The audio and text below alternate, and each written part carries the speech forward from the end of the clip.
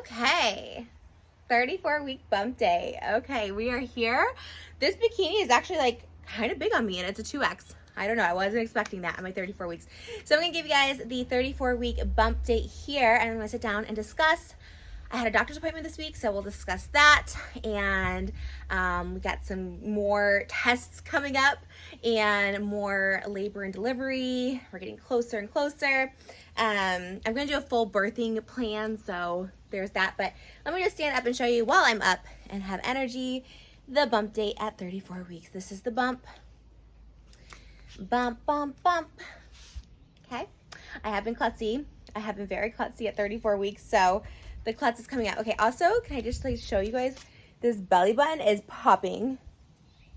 Why is it so dark? I cleaned it this morning. My belly button is popping. My boobs are filling up and they are drooping.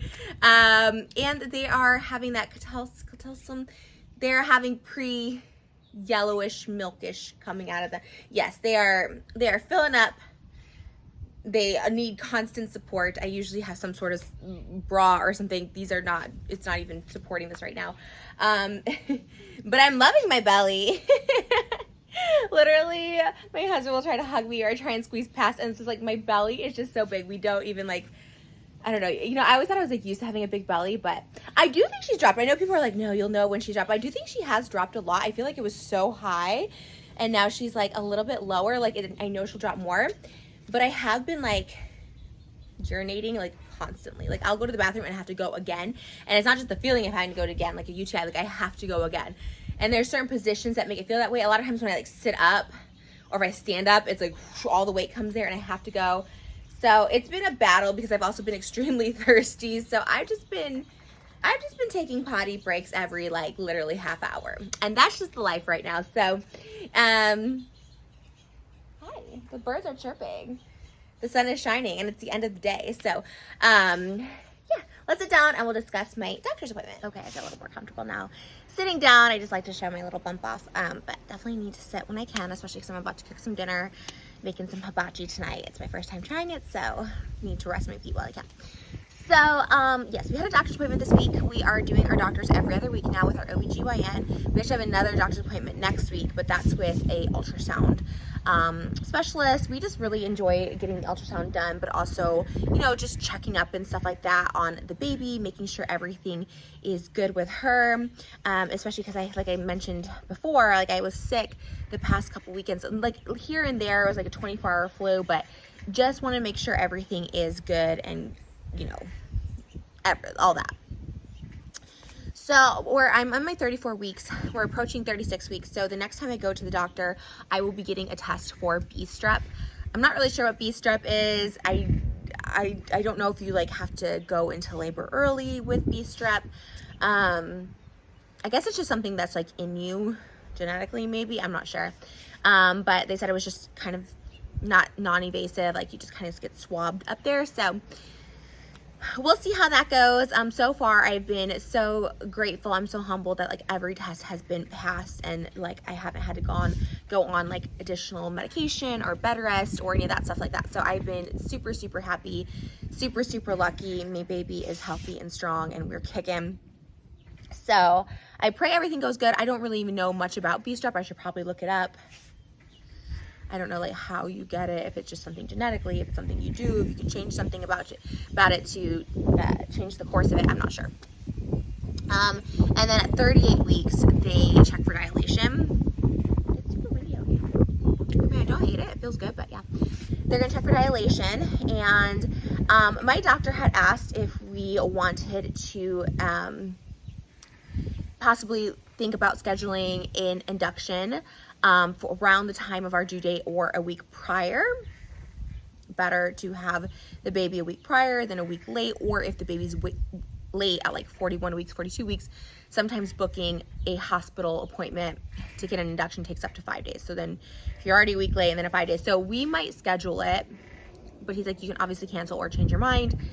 Again, he was very, very options open, but because our baby is large and she's, you know, she's growing, she's a big baby and she's growing really great, we could choose to have the induction a week early, avoid risks that last week of pregnancy, have it scheduled, go in.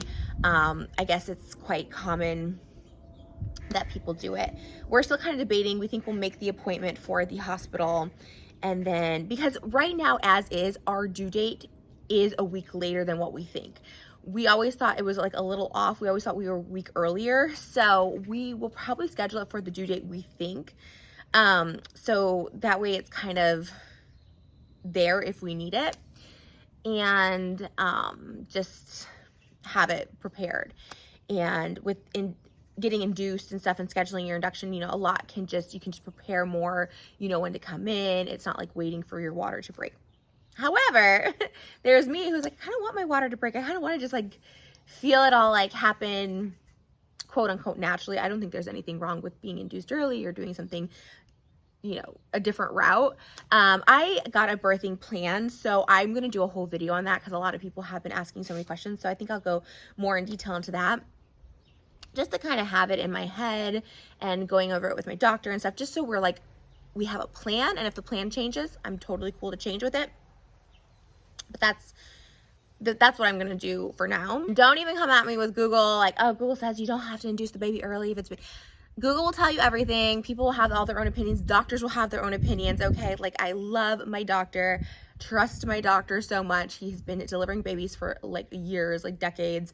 So there's a lot of things where I appreciate mommy feedback. And then this stuff is just kind of like, I'm choosing to share this for educational purposes, for just my point of view. I've watched so many videos with birthing plans and just also early induction and stuff like that, just to hear everyone's perspective, right? And experiences with it. Because it's all about experience, personal comfort, all of that. So we'll see. It's like I said, it's great to do a week early because that's just one less week of risking getting sick or having something come up. Because I know my mom said, I don't think her water's ever broken. She's had 3 babies, and she said, I don't think my water ever broke. I think she either started feeling contractions, or I don't know. I'm not really sure. So yeah, the contractions, on that note, the Braxton Hicks it's been kind of crazy at night. I'll be like sitting on the couch, and it'll get pretty intense, and I'm like, whoa, this is crazy. And I know people are like, you know, you'll know when the contractions start, but like, they can get pretty intense. The movement is doing really well. We do count her movements at night and in the morning. When I'm like walking, like doing stuff around, like today was a work day, right? So I was talking about my work days where I'm filming, I'm standing up, I'm doing like a lot. I feel, because my placenta's on top, like it's kind of rocking her, so I don't feel her as much. But when I'm laying down, that's when I really start to feel her, and it's really at night, it's really in the morning. We count the movements and the kicks, because the number one thing they say, if you're like bleeding, if she's not moving, to come in right away. And they've been absolutely amazing at my doctor's office with that. Also, I probably said this in other videos, but I'm going to say this here on my official bump date. I went into the doctor this week. Pregnancy brain is real. I went into the doctor this week, and they were like, okay, go pee in a cup, you know, because I know that's the first thing I got to do when I get there. So I'm always like full bladder when I go. I went in and I peed in the toilet and forgot all about the cup. I went out and they're like, oh, where's your cup? And I was like, oh, yeah, I knew I forgot something. So luckily for me, my baby is like kind of on my bladder most of the time. Even at 34 weeks, I'm scared when she drops even more. But I had like a cup of water there. And bada bing, bada boom, I was able to get that cup filled up within 20 minutes. So wasn't so bad. But everything is going good. I'm trying to think of another question. Oh, Nexium.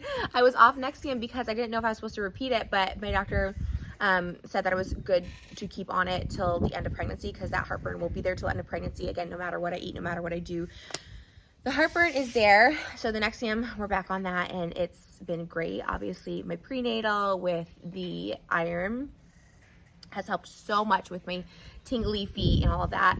The feet get swollen in the morning. They feel really swollen, but you know, nothing like alarming or anything like that. We did the hospital tour, and we do our infant CPR next week. So we kind of are more accustomed to all of that. We, you know, got all of our strollers and all of our diapers, and we have the nursery done, but her name is kind of blasted on the wall. So again, I'm kind of like saving it all until like it gets closer, or just until September, when I feel like September, I'm not going to be able to do as much. This is still August. So I'm really trying to do as much as I can while I can, but I'm not stressing myself. I think in July, I was stressing myself out about it a little bit. I was kind of like, oh, I got to get so many videos done. I got to get videos done for September, but I'm like, hey, whatever happens, happens. And I'm trying not to stress about anything right now. So I'm like, there'll be videos out, there won't. People take breaks for like a month off YouTube. I don't foresee that happening with me, but you never know. And other than that, everything's been good. Mental health has been really good, which, I keep an eye on for sure at this time, because for me, the end of pregnancy is kind of sad. So I was talking to my therapist about it a little bit, where I don't feel depressed, but I was like, I'm already feeling a little sadness. So we're just keeping an eye on it for sure. Because I'm like, oh, I feel like I have purpose, like creating life, right? And and not, if you're not creating life, it doesn't mean you don't have purpose, or if you can't or unable to or don't want to, like, obviously. But for me, this feels like my purpose. Like, me personally, I'm like, this feels purpose for me.